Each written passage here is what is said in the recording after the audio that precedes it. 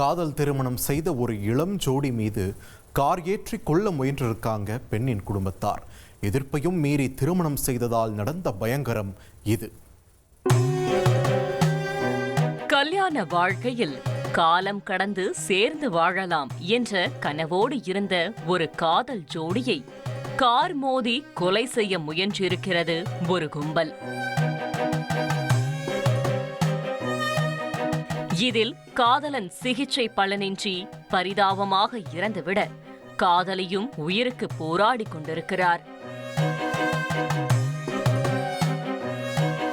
விசாரணைக்கு வரச் சொல்லி இப்படி ஒரு கொடூர கொலை நாடகத்தை அரங்கேற்றியது வேறு யாருமல்ல, அந்த பெண்ணின் குடும்பத்தினர் என்று சொல்லப்படுகிறது.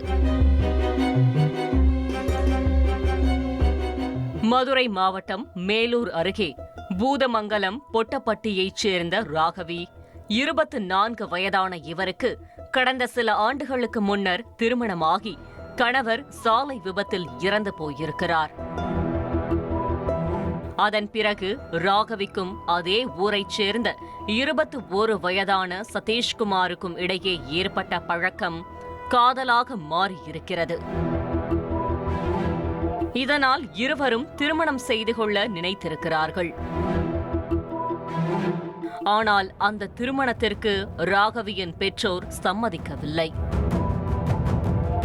சதீஷ்குமாரை இரண்டாவதாக திருமணம் செய்து வைக்க மறுத்துள்ளனர்.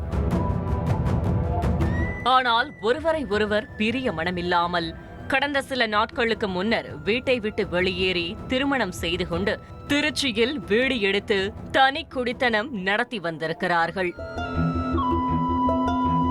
இந்த நிலையில்தான் வீட்டில் இருந்த நகைகளை திருடி சென்று விட்டதாக ராகவியின் தந்தை மகளின் மீது மேலூர் காவல் நிலையத்தில் புகார் அளித்திருக்கிறார்.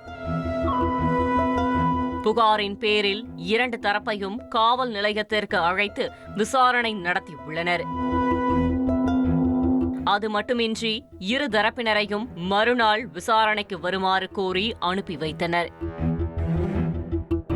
இந்நிலையில்தான் விசாரணை முடிந்து இரவு நேரத்தில் சதீஷ்குமார் மற்றும் ராகவி இருவரும் இருசக்கர வாகனத்தில் ஐயாப்பட்டி 4 வழிச்சாலையில் பைக்கில் சென்று கொண்டிருந்தனர்.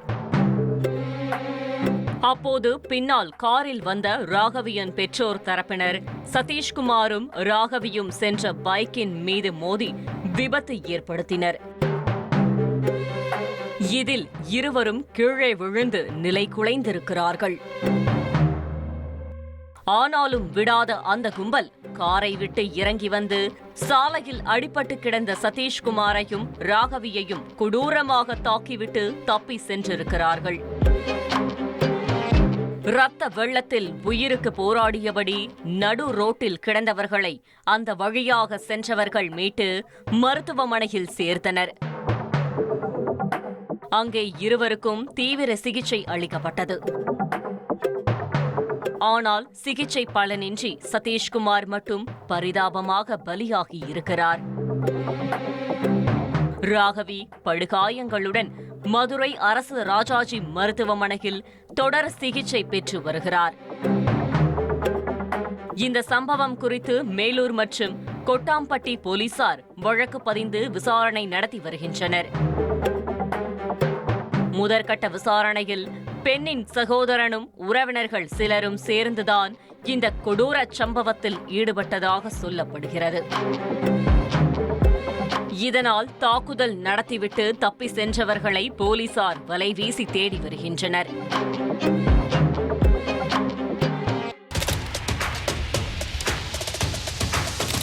அதிமுக்கிய விவரங்களை அனைவருக்கும் புரிய வைக்கும் பாட்காஸ்ட். தவிர்க்க முடியாத முதல் மக்கள் வளைகுடா நாடுகள் பிரான்சிஸுக்கு பிரியா சம்பவங்களை தேடி களத்திற்கே உங்களை அழைத்துச் செல்லும் ஸ்பாட்லைட். அங்க இருக்கக்கூடிய கள விவரங்கள் என்ன? அமலாக்கத்துறை கடந்த 5 வருஷமாவே சார் எனக்கு ரொம்ப பிடிக்கும் அவர் வர்றதுக்காக எங்களுடைய நியாயமான கோரிக்கை. Even at the cost of stopping. பார்வையாளர்களையும் செய்திக்குள் பங்கெடுக்கச் செய்யும் மக்கள் குரல். 50 ரூபாய் எங்களுக்கு தண்ணிக்கு ஒரு தீர்வே இல்லங்க 10 வருஷமா. எங்களுக்கு சரியான ஒரு விடிவு கிடைக்கவில்லை. 60,000 ஏக்கருக்கு தான் கேட்கிறோம், பிச்சை கேட்கறாங்க. புத்தம் புதிதாக வித்தியாசமாக ஹெலிகாப்டர்களின் உதவி என்ன படிக்கலான்றதுல பேரண்ட்ஸும் என்கரேஜ் பண்ணணும், ஸ்டூடெண்ட்ஸும் தேர்வு செஞ்சு எனக்கும் சீமானனுக்கும் பெரிய வித்தியாசம் இல்லைங்க. ஒரு பாயிண்டா சொல்லணும். உங்களுக்கான தலைவர்களை பொழுதுபோக்கு தளத்தில் தேடாதீர்கள், போராட்ட களத்தில் தேடுங்கள். அனைத்தும் உங்களுக்காக. எப்போதும் இணைந்திருங்கள் தந்தி டிவியுடன்.